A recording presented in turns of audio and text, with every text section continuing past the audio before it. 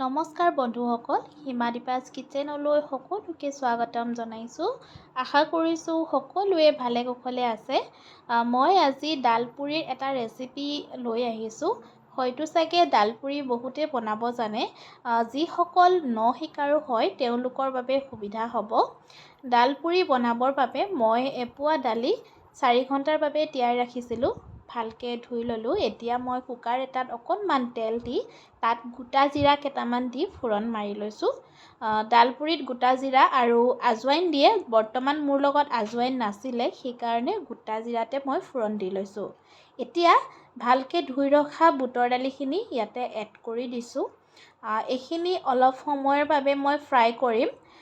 ডালপুৰি যেতিয়া বনোৱা হয়, ডালপুৰি বুটৰ দালিহে ব্যৱহাৰ কৰা হয়। এইখিনি অকণমান সময় ভজাৰ পিছত ইয়াত মই সোৱাদ অনুসৰি নিমখ এড কৰিছোঁ। নিমখ যিহেতু আপোনালোকে চাই ল'ব, সোৱাদ অনুসৰি এড কৰিব। আৰু ইয়াতে মই অকণমান হালধি এড কৰিছোঁ। হালধিটো অপশ্যনেল হয়, যদি আপোনালোকে নিদিওঁ বুলি ভাবে তেতিয়াহ'লে হালধি স্কিপ কৰিব পাৰিব। এইখিনি এতিয়া অকণমান সময় ফ্ৰাই কৰিম। ডালপুৰি বনাবৰ কাৰণে এনেধৰণে দালিখিনি, বুটৰ দালিখিনি যদি ভাজি পেলাই সিজাই লোৱা হয় তেতিয়াহ'লে বৰ ধুনীয়া হয়। যদি আপোনালোকে ভাবে প্ৰথমতে দাইলখিনি বইল কৰি পাছত ভাজোঁ তেতিয়াহ'লে তেনেকৈও কৰিব পাৰিব। এইখিনি মোৰ হৈ গৈছে। মই মাত্ৰ 2টা চিটিহে দিলোঁ। 2টা চিটি দিয়াৰ পিছত দালিখিনি এনেকুৱা হৈছে। এতিয়া এইখিনি অলপ সময়ৰ বাবে মই টুকি ৰাখিম, পানীখিনি আঁতৰাই দিম। এনেধৰণে এইখিনি ঠাণ্ডা হোৱালৈকে ৰাখিম। ঠাণ্ডা হোৱাৰ পিছত এইখিনি একচুৱেলি পটাত পিচিব লাগিছিলে। মোৰ ওচৰত পটা নাই, তাৰ কাৰণে মই মিক্সিত পিচিছোঁ। এইখিনি একেবাৰে ফাইন পেষ্ট কৰিব নালাগে, অকণমান গোটা গোটা হোৱালৈকে ৰাখি থ'ব লাগে। এয়া চাওকচোন, এনেধৰণে। যদি পটাত পিচা হয় বৰ ধুনীয়া হয়, পটাত পিচিলে মানে। এতিয়া পুৰি বনাবলৈ যিহেতু আটাৰ ডো লগাব লাগিব, মই এপোৱা আটা লৈছোঁ। তাতে কেইটামান জিৰা দি ডোটো মই এনেধৰণে বনাই লৈছোঁ। আটাত যেনেকৈ মুঠি পেলাই আপোনালোকে ৰুটি বনাবলৈ ডো বনায়, তেনেধৰণে বনালেই হ'ব। মই তেনেধৰণেই বনাই লৈছোঁ। এয়া চাওকচোন।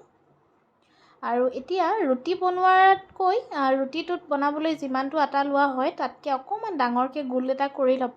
বাতিটোৰ নিচিনাকৈ শ্বেপ দি ল'ব। এতিয়া বুটৰ দালিৰ গুড়ি অলপ এনেধৰণে মাজত লৈ ধুনীয়াকৈ গোল কৰি ল'ব। চাওকচোন মই কেনেকৈ কৰিছোঁ। ডালপুৰি বিশেষকৈ বিহাৰী সম্প্ৰদায়ৰ লোকসকলে যেতিয়া ৰাম নৱমী হয় তেওঁলোকে সেইদিনাখন পূজাৰ বাবে ব্যৱহাৰ কৰে। মই যেতিয়া সৰু হৈ আছিলোঁ তেতিয়া আমাৰ ঘৰৰ সন্মুখতে বিহাৰী সম্প্ৰদায়ৰ মানুহ এঘৰ আছিলে। তেওঁলোকৰ ঘৰত এনেধৰণে ডালপুৰি বনাইছিলে আৰু এই ৰেচিপিটো মই তেওঁলোকৰ পৰাই শিকিছিলোঁ।